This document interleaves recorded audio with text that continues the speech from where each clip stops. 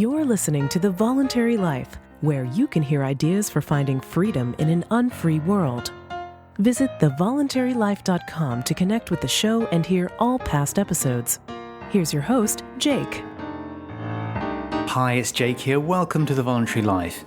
In this week's episode, I'm going to share with you some really interesting findings about the average age and characteristics of entrepreneurs. I think this will give you a different perspective on entrepreneurship from the one that I normally present from my own story, because it turns out that, on average, the path into entrepreneurship for most people is quite different in terms of career and life trajectory when compared to me. So there's a lot of different ways of getting into entrepreneurship compared to the way that I did and I've presented in my podcast. And I want to share with you some findings from some very interesting research about entrepreneurs in this week's episode. Before we get to that, I just want to say thank you very much to my new patron this week, Kent H. If you're interested in getting all the bonuses that I'm putting out for supporters of the show, then become a patron at patreon.com/thevoluntarylife. Or you can find a link to that on my website, thevoluntarylife.com. So this week I want to present these findings from two research reports about entrepreneurs. One is by the Kauffman Foundation into American entrepreneurs, and that was from a study of over 500 entrepreneurs who run businesses that were still running 5 years after startup. And they were from growth industries. I will provide links in the show notes to the studies concerned. Another study was from Sandler Training in the UK, and that was 1,000 male and 1,000 female small business owners. So here's an interesting question from these studies. What is the average age of entrepreneurs? What do you think it would be if you had to guess? Well, the average age in the UK of entrepreneurs at the time of starting their first business is 47 years old, and in the US, it's 40 years old. This is a really interesting finding to me because I started my business in my 20s. And I started it straight out of college. I mean, I did stay in college for a long time because I did postgraduate degrees and so forth. And I did some work during my college years as well, between the different degrees. But essentially, I started my business fairly early on in my career. And there are a lot of entrepreneurs like me with similar paths, especially in the tech field. But it turns out that the average age of entrepreneurs is much older. So I want to share with you some findings about these entrepreneurs who are starting businesses in their 40s. Why are they starting them in their 40s? Why not in their 20s? And what is the career path that leads people to start their first business in their 40s? Well, the first thing to say about entrepreneurs from these two studies is that they're very experienced in business. So the American study, the Kauffman study, found that the majority of respondents, 75%, had worked as employees at other companies for more than 6 years before launching their own companies. And a significant percent of respondents started their first companies after working 11 to 15 years. That was 23%. The Kauffman study also found that 96% of the entrepreneurs interviewed ranked prior work experience as an important success factor. And 58% ranked this as extremely important. 88% said that learning from previous successes played an important role in their present success, and 78% said that learning from previous failures played an important role in their present success. So they're very experienced, these entrepreneurs. What they've done is they've converted their work experience, their career know-how into business acumen that they've used to launch their business in their 40s. And this is borne out by the UK study as well. So the Sandler study in the UK found that 42% of the male entrepreneurs interviewed came from managing director positions before they started their own company. So that's a huge proportion of the entrepreneurs have actually already risen through the ranks to be running somebody else's business before starting their own. Of the women entrepreneurs, 71% came from mid or senior management positions, and 24% of them had also been in a management director role. So there are some differences between the men and the women, but overall, the key point is these are very experienced people who work their way up in their careers before starting their own businesses. Now, as it happens, I also did get to a director level in the company that I was working for before I started my business, which is unusual because it was within a university context and it was a sort of specialist research unit inside the university doing consulting. And I was doing a PhD there and worked there for many years and became a director of that consulting unit. So I did also have experience at a management level before I started my business. And I was 28 when I started my business. But I think this is a really interesting finding that whereas I think there's a lot of media focus on entrepreneurs who start in high-tech fields with new innovative products and services in very fast-moving industries, those entrepreneurs tend to be younger. And that tends to be the kind of Silicon Valley cliche of entrepreneurship, whereas the average tends to be actually much older people who are getting into business by converting their existing skills. The American study, the Kauffman study, has a lot more interesting background information about these entrepreneurs that tells you about their life trajectory and their choice of doing entrepreneurship in their 40s that I think is very interesting. For example, the majority of these entrepreneurs were married and the majority already have kids. Here's a quote from the Kauffman report. They say, one common stereotype of an entrepreneur is a childless, unmarried workaholic with no time for a wife or husband or children. This stereotype appears to be false, as 59.7% of respondents indicated they had at least one child when they launched their first businesses, and 43.5% had two or more children. Additionally, 69.9% of respondents indicated they were married when they launched their first business. So they're married and they've got kids. And this, I think, is a really interesting thing about starting a business. I've spoken a lot about the advantages of starting a business before you have dependents, before you have kids to look after, before you've got a mortgage and all of those other financial constraints. But actually, the interesting thing is that on average, these entrepreneurs are starting in their 40s.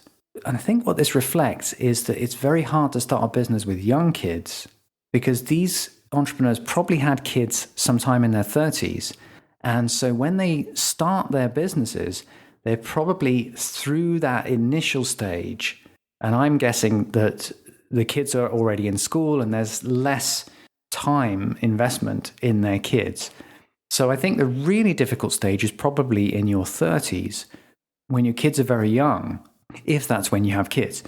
So this is an interesting comparison to some of the things that you've heard from me on my podcast.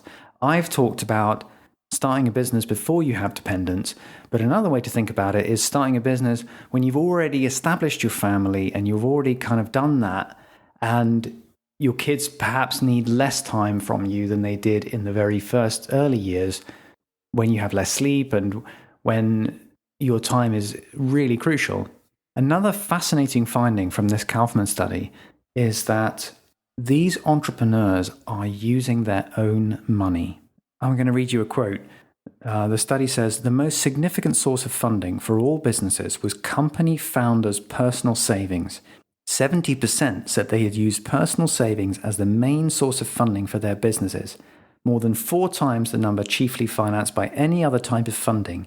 Even in subsequent startups, more than half of the entrepreneurs relied on their personal savings. So this is another very interesting difference with starting a business in your 40s.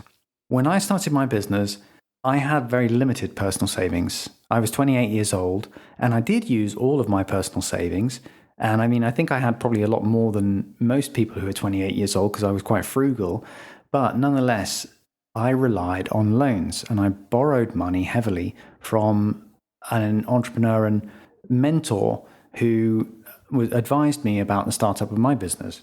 Now, what these entrepreneurs in their 40s are doing is they're using their own funds, and they're able to do that because they've already worked for 20 years building up savings.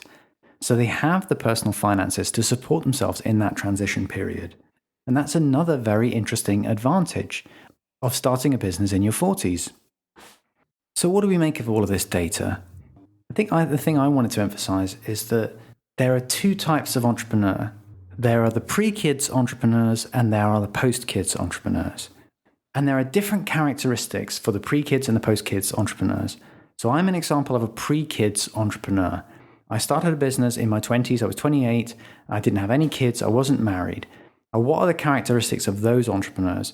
Well, those entrepreneurs tend to be in fields which are very fast moving and very new, very technically innovative, because you don't necessarily need 20 years of work experience and industry knowledge in order to make a dent in those fast moving fields.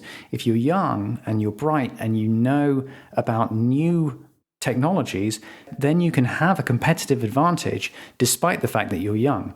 And in my field, I went into a very specialist new area of pedestrian movement modeling and simulation using computer models. And it was an area where I had a competitive advantage over engineers and consultants who'd been in the building development industry for many more years than me, because I was doing something innovative and new.